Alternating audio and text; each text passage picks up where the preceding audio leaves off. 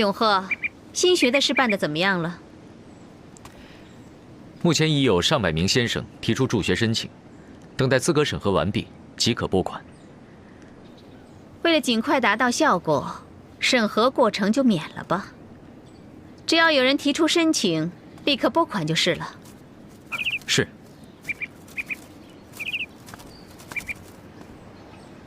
娘娘，我阿玛有心争取两江总督之职，可是庆王爷力挺扎木朗，不知道娘娘有什么解决之道，可以教教我。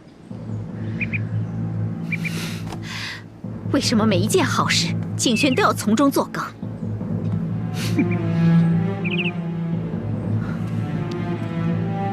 娘娘，如果皇上还是宠信庆王爷，我们想不受他的气，还真是没有可能啊。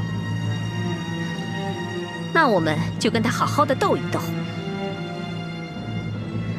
我不便干涉朝政，但是我会让我阿玛和其他王爷一起联名保奏，这一次好好挫一挫他的锐气。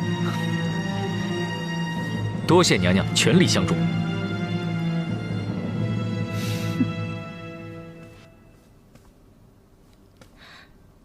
哥哥，王爷收下休书了吗？他把休书撕了，答应让我生下这个孩子。可是我看得出来，他做这个决定，心里有多苦，多绝望。哥哥，您的心又何尝不痛呢？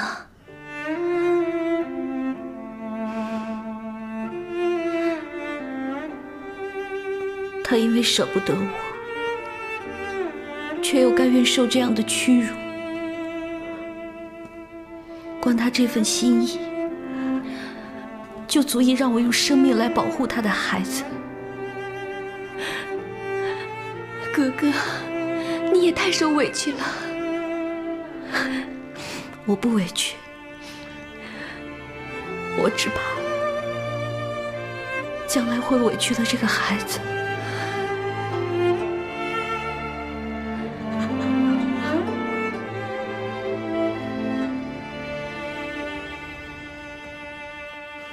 阿玛，永贺，哎，来，咱们喝一杯。阿玛，我敬你。啊，哎呀，你们父子俩别光喝酒，来尝尝我炒的菜。来，永贺，谢谢额娘。乖。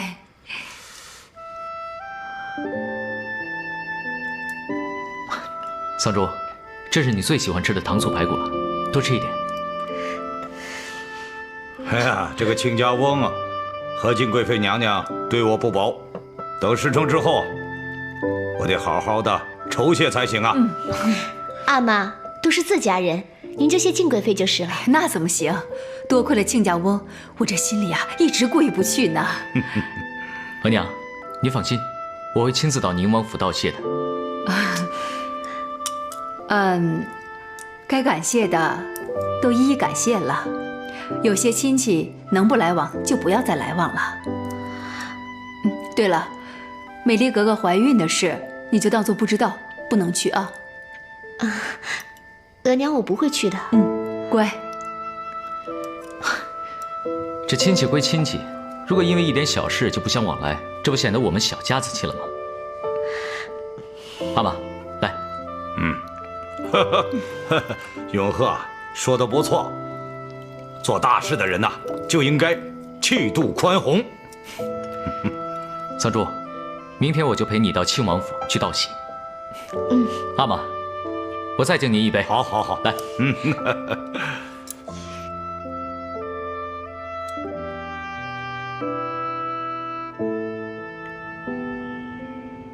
孙儿认为，这个扎木朗不仅熟悉江南的风土民情，在筹备军粮上也是经验丰富，足可堪为这两江总督之职。不过，这次宁王爷与霍王爷等联名上奏，求见图哈出任，确实让孙儿感到相当为难。这件事的确是棘手，如果处理不当，恐怕会有后患。是啊，孙儿也有此顾虑。立后之事，虽然我尚未决定，那也难免让宁王他们觉得自己的意见未受重视。如果这次再执意任用扎木朗，势必让他们觉得颜面尽失啊。我也担心这一点。不过，亲王的面子要顾，我们也要严防他们另有所图，对朝廷造成威胁。皇祖母提醒的是，这宁王等人联名上奏请愿，确实让孙儿是颇感压力。他们的用心才值得深思。据我所知，宁王爷和霍王爷平时不相往来，现在忽然来往甚密，而且接连上奏，你要多多了解才是啊。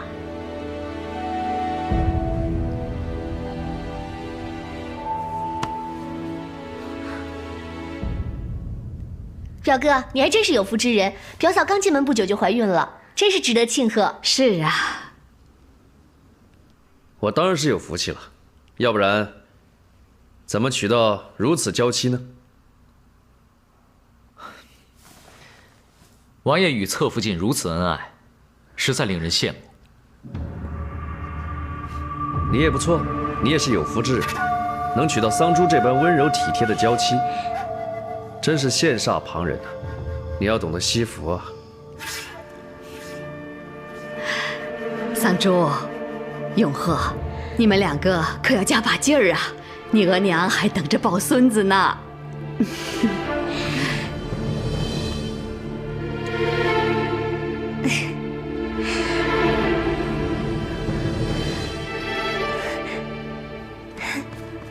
那我可得多亲近表嫂了，这样才能沾着福气啊。美丽，你回去好好休息一会儿吧。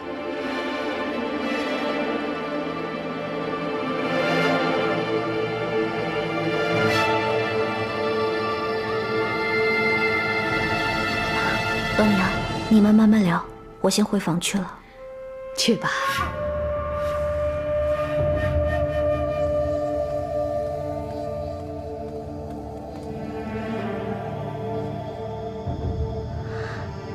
表哥，我想请你帮我一个忙。又有什么事找我帮忙？关于两江总督的事，你别说了，这件事我谁的忙都不帮。表哥，桑珠，我们只是来道贺的，就别谈公事了。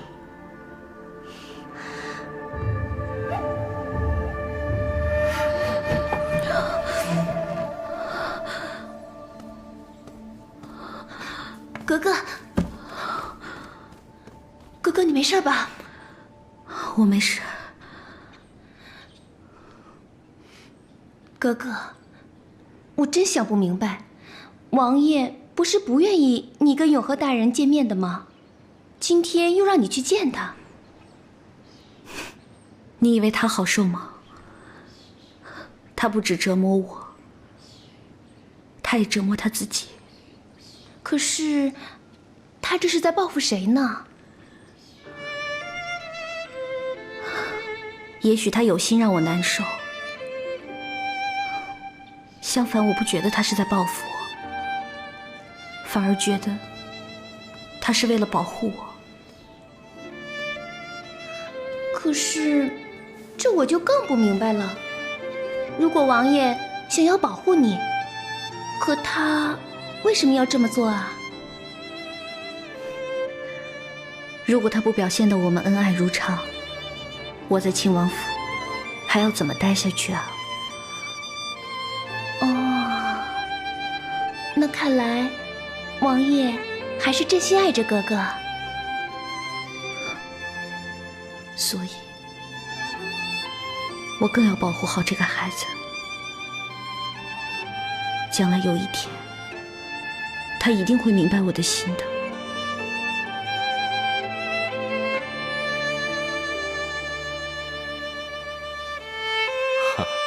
爱妃啊，倘若你想过河，是既无桥，又恰巧无船经过，你该如何是好啊？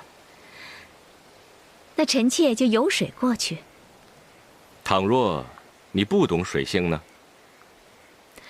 那只能等有船经过，再无一程了。好，懂得等待，总有到达对岸的机会。倘若性急过河，反而凶险，也许永远无法抵达彼岸了。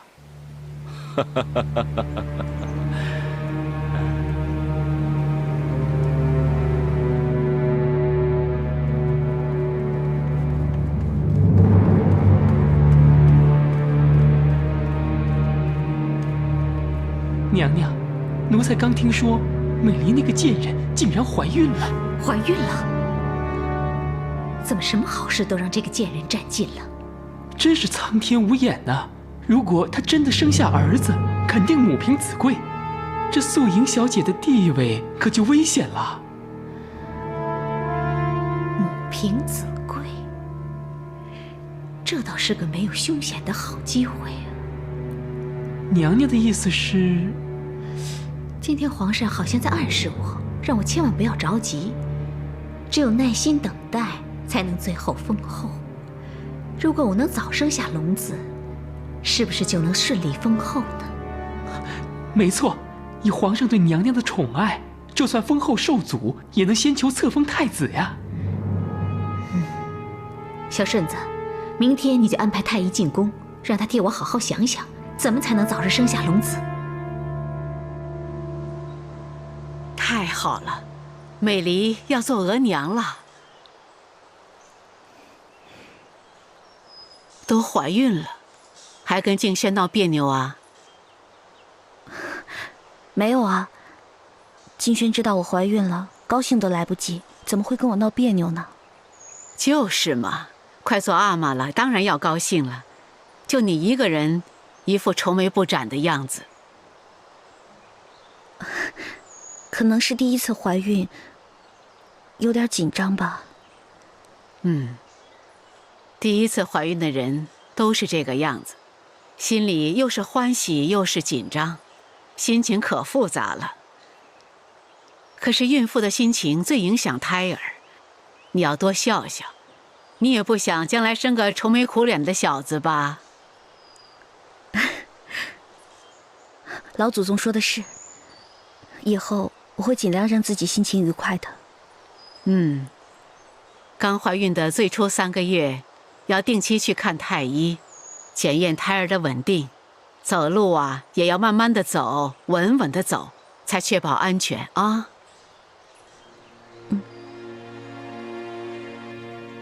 再过几个月，太福晋就要添孙子了，心里应该可高兴了吧？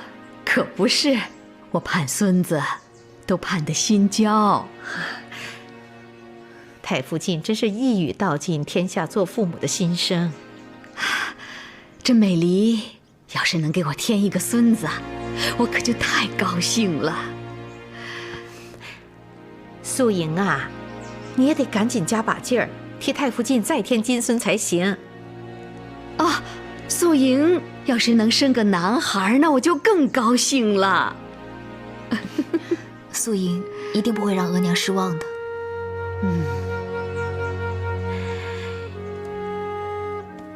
哎呦，美离呀，告诉你多少次了，怀孕的时候不能随便走动的。美离知错，以后不会再让您担心了。你要不想让额娘担心呢，最近就在府里头，不要随便进宫，好不好？美离知道了，再也不让额娘担心了。小翠，你去厨房给你主子炖燕窝去。是。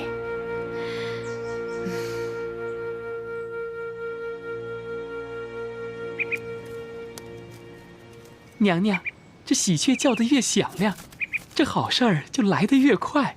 娘娘您每天听着喜鹊的叫声，这心情肯定会大好的。你还真是有心呢。谢娘娘夸奖。请娘娘用药。这药可苦了，吃了这么多天，不知道有没有效果。良药苦口，娘娘放心，这太医院的秘方肯定会有用的。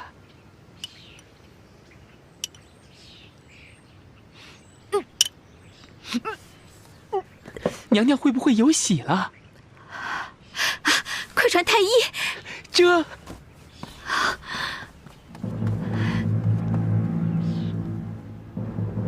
美离原本就紧紧抓着庆王爷的心，绝不能再让太傅进的心倒向他。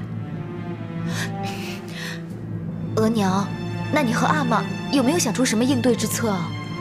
我和你阿玛的想法一样，无论用什么方法，都得让美离保不住这个孩子。可是，他现在人在府中，恐怕很难下手。太傅进不是也担心美离有所闪失吗？既然意外随时可以发生，难道待在府里就一定安全吗？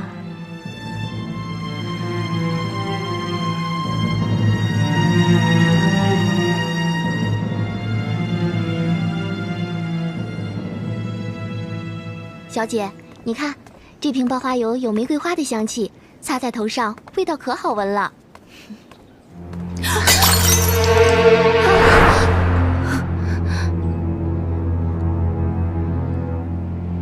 这么好的爆花油就这么摔碎了，还真可惜。行了，别抱怨了，赶紧收拾收拾，免得有人从这经过摔一跤，那就麻烦了。别人摔倒了倒是还不怕，要是待会儿侧福晋回房的时候不小心摔倒了，我的责任才大呢。喜儿，你把碎片收拾干净就行了，其他的爆花油先别管了。是。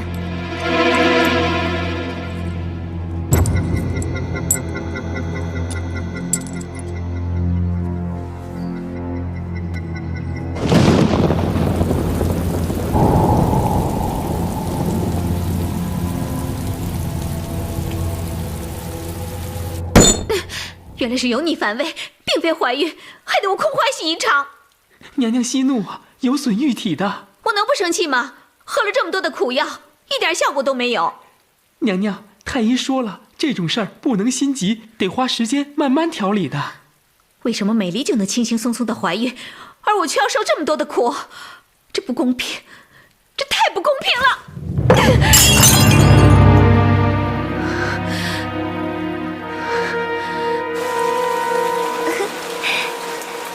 好大的雨呀！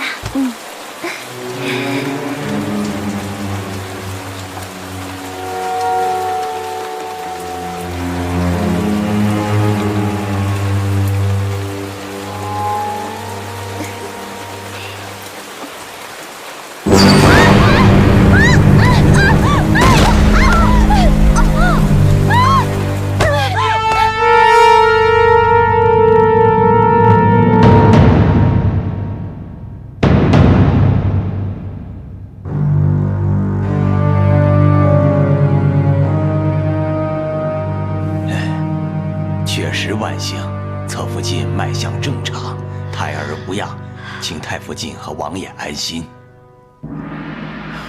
没事就好，有劳太医了。哎，岂敢岂敢，小的告辞了。你说说，走个路都不小心，摔坏了怎么办呢？太福晋，不是侧福晋不小心，是因为下雨天路滑，所以不小心摔了一跤。以后我会注意的。妹妹，经过这次事情，再遇到下雨天，你就待在房里，别出去乱走乱动了，以免再发生意外。姐姐说的是，我会记住的。既无大碍，那咱们就别打扰美丽休息了。好好歇着吧，啊，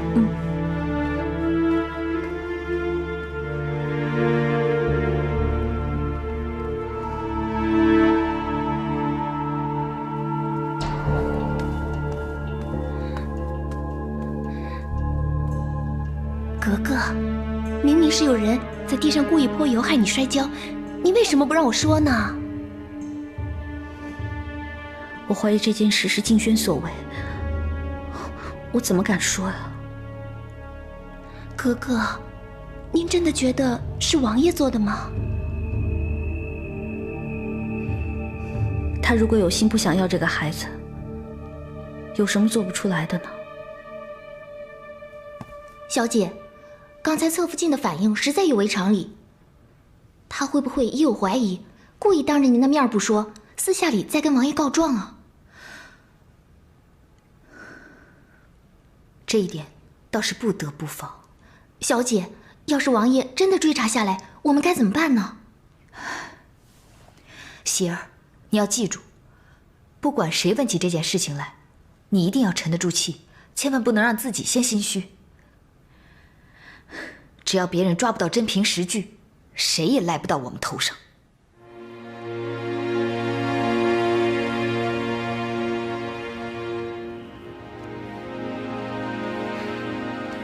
王爷吉祥，贝勒爷吉祥。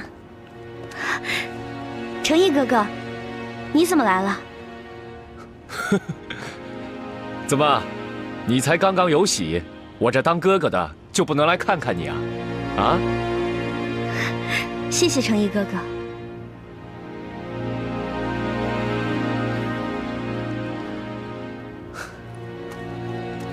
美丽啊，听说前几天你不小心摔倒了，怎么样？没什么大碍吧？我没事了。季轩，这可是你和美离的第一个孩子，你以后一定要好好的陪人家，免得再出什么意外。真要有什么意外，只要美离平安就好。你这是什么话？难道胎儿就不重要吗？我跟美离还年轻，怀孕机会多的是。可是美离只有一个，她当然比胎儿重要了。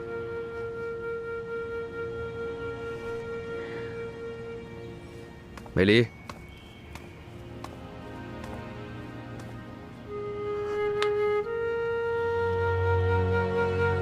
你说我说的对吗？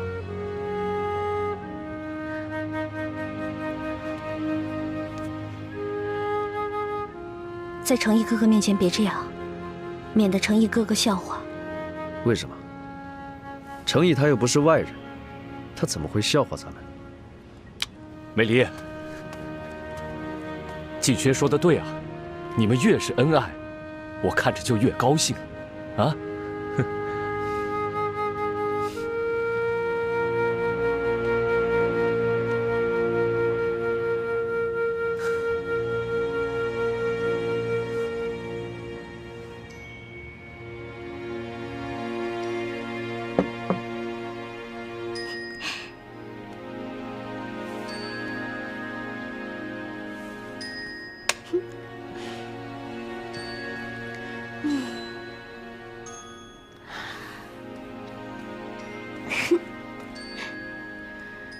桑珠，你怎么把佛像放在房里？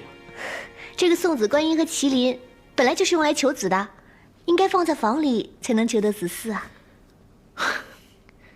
可是据我所知，这个佛像放在房里是很不敬的。还有，这个麒麟头要朝向外面，并且放在大厅里才能显灵。是吗？你请这些佛像的时候啊，应该先问清楚他们的摆放方式，否则很容易适得其反的。我只顾着买，都忘了问了吗？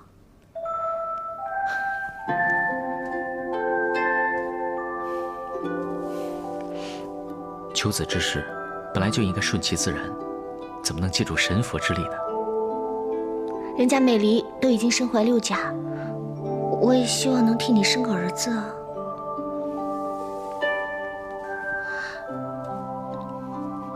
怎么，你不希望我们有孩子啊？我当然不是，我当然希望我们有孩子，而且越多越好。桑珠，如果孩子一多的话，我就不能全心全意地照顾你了。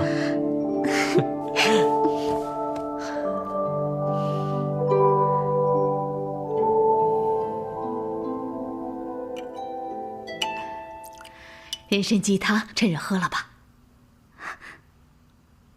额娘辛苦了。辛苦算什么？只要你呀能为我生个白白胖胖的大孙子，那我才高兴呢。那我喝了，快喝吧。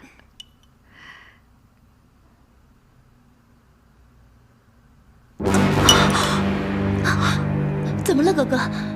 怎么了？我不知道，我肚子突然好疼。好好的，怎么肚子疼呢？快去传太医，快！啊，怎么样？扶他到床上去。怎么会这样呢？侧福晋现在情况怎么样？太医已经经过详细的检查，是因为食物不洁导致轻微的脚长沙，幸亏救治的及时，如今已无大碍。今日的膳食是谁安排的？是小翠儿亲自下厨准备的。畜生！王爷恕罪，奴婢求王爷，奴婢一时疏忽，求王爷。亏你还伺候了这么多年，这食物的新鲜与否你分不清楚，简直是个废物！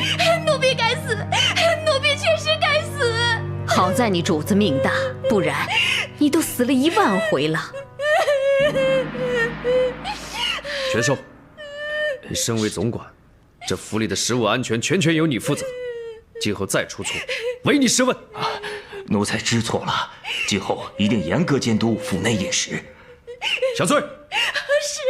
从今天开始，端给侧福晋的食物，你要尝过、验过，再端给他，知道吗？是。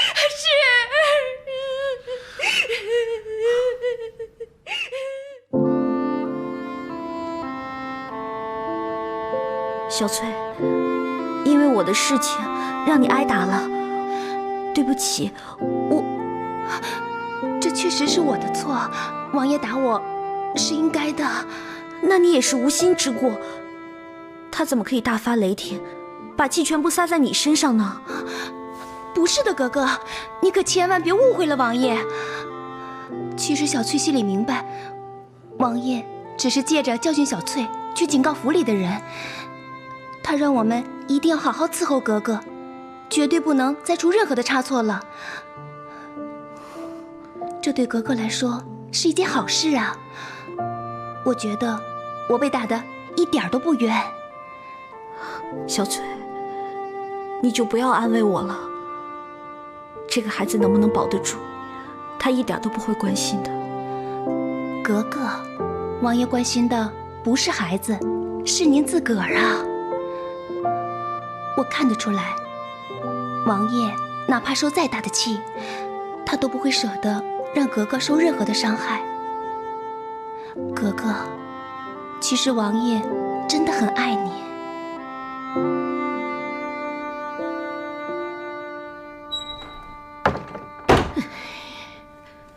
跤也摔了，法也做了，就算得了脚长沙，他还是安然无恙，真是祸害1000年。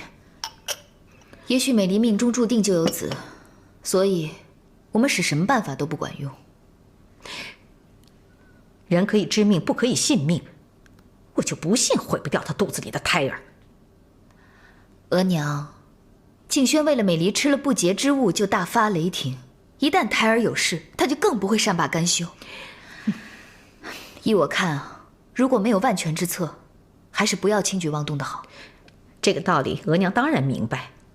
你放心好了，我一定会想出办法，让美离在神不知鬼不觉中失去这个孩子。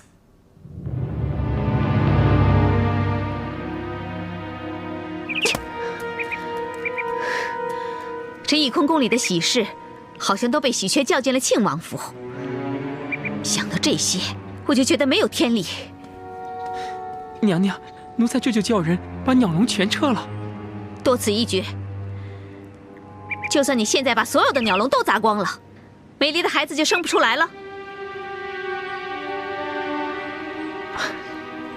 娘娘何必为这种小事情烦心呢？娘娘洪福齐天，当然能如愿产下龙子了。我不是为了自己心里难受，我是为你叫屈呀。美离是否怀孕，和我有什么干系？娘娘怎么会为我叫屈呢？静轩不断的打击你，他不但没有遭到报应，反而喜事连连。难道你真的不觉得委屈啊？君子报仇，10年不晚。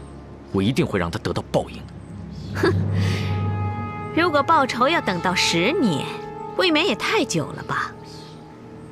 现在就有个大好机会摆在你面前，如果你不好好珍惜，岂不可惜了？娘娘是不是想让我利用美离来报复庆王爷？你果然一点就通。静轩最疼的就是美离，美离一旦失去孩子，她一定会很难过的。娘娘放心，永鹤立刻去办。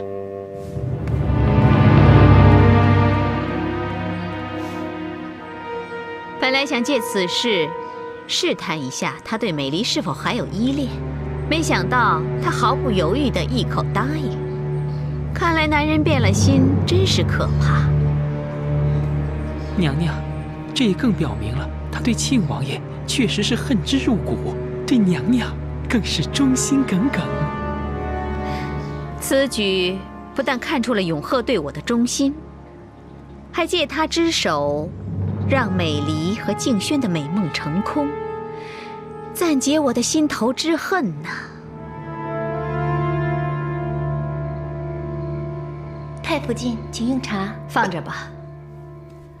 美离呀，自从你怀孕以后，这一直就不平安。明天啊，正逢初一，拿你一件贴身的衣服，我到庙里为你祈福，求一个平安。额娘您太有心了，那既然是为我祈福，不如我陪着额娘一起去吧。你身体欠佳，不要跑了。没关系的，我是诚心礼佛而去，菩萨自然会保佑我们的。那好，我明天和姑母去上香，你能一起去吗？我明天得当差，就不去了吧。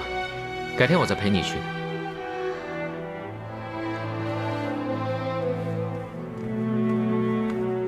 可是每逢初一，姑母都会带我去上香，已经成了习惯了。况且明天姑母还会带美离一起去祈福，想推都推不掉了。桑珠，既然已经约好了，你就去嘛。改天我再陪你去一次也无妨啊。好的。行就好，让开，让开，让开，让开，让开，让一让。美离呀，慢着。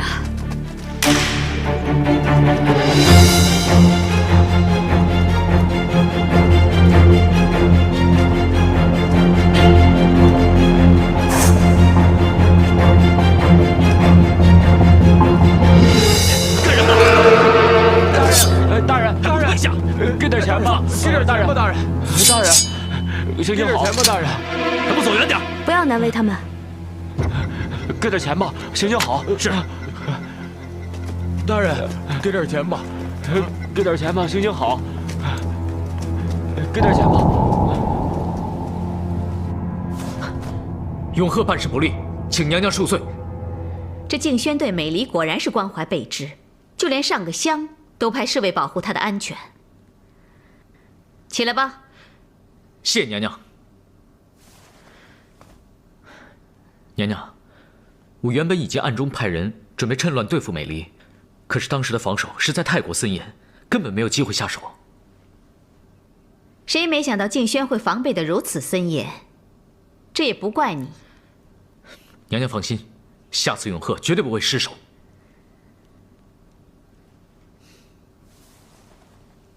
既然静轩有所防范，我们也不宜打草惊蛇，以免对我们不利呀。娘娘，就让静轩多过几天好日子吧，我们总有办法能够对付他的。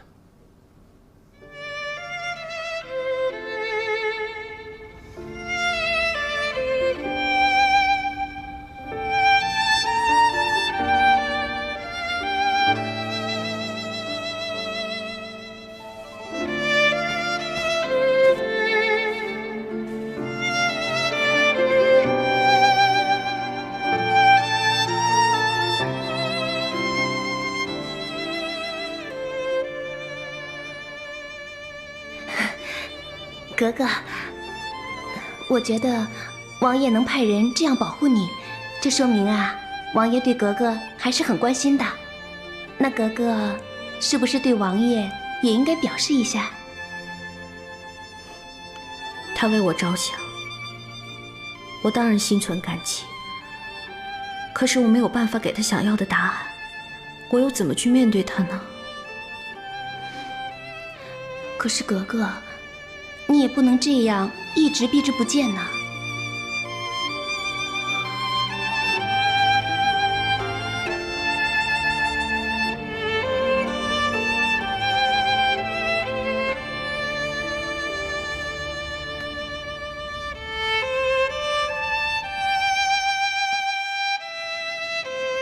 皇祖母，如今噶尔丹大举入侵卡尔喀蒙古，卡尔喀蒙古已向我大清求援。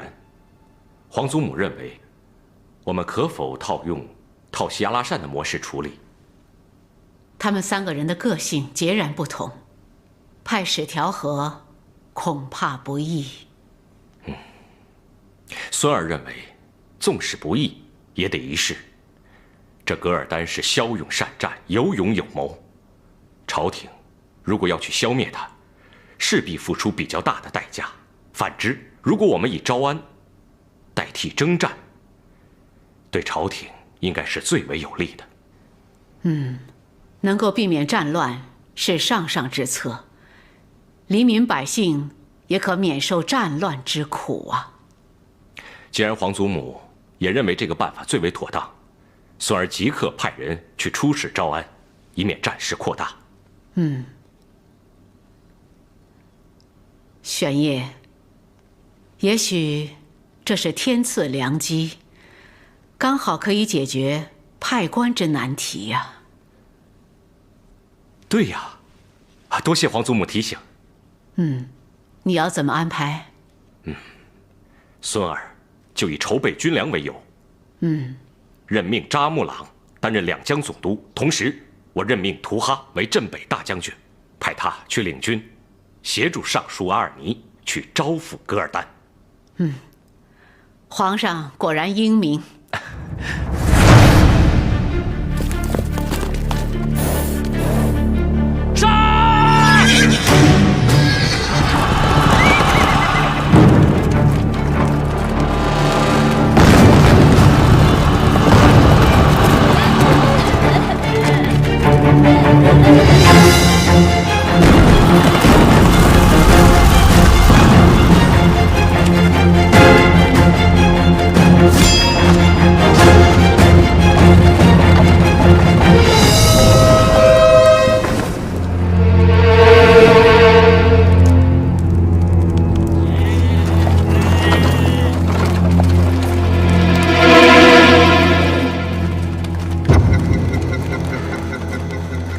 野心勃勃，如今已夺下了大半个蒙古。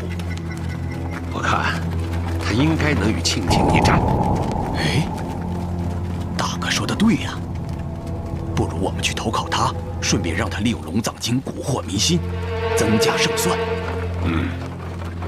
他确实值得投靠，不过能否推翻清廷，我们还需要再做观望。大哥说的是啊，如果他又被清廷打败，我们就功亏一篑了。所以，在他实力未稳之前，我们只需助他对抗清廷。龙藏经的事儿，绝对不能提。看来皇上还是只看重庆王爷一人。尽管多位王爷替我阿玛争取，这两江总督的职位，最后还是落在了张木朗手上。你也不要太过气馁，丢了两江总督，换来了镇北大将军，也不算颜面尽失啊。娘娘说的固然没错，但是由这件事情就可以看出孰轻孰重。恐怕以我们目前的力量，真的难以撼动庆王爷。你未免也太抬举敬轩了。在皇上眼里，她只不过是比我们重要的棋子而已。娘娘何出此言？所有人都认为皇上看重敬轩是出于手足之情。其实我清楚地知道，皇上只是想让敬轩替他抓住高徒，找回龙藏经。如果我们能够早一步的找到，势必会取代敬轩在皇上心目中的地位。娘娘所说的高徒，是不是杀死千王的鳌拜余党？没错，你可曾见过他？是，我跟他有过一次争斗，不过当时我并不知道这件事情，否则，就算我拼了性命，也不会让他逃走的。在敬轩没有抓到他之前，你都还有机会。娘娘放心，既然这是我们唯一反败为胜的机会，我一定会用尽所有的关系，搜出高徒的下落。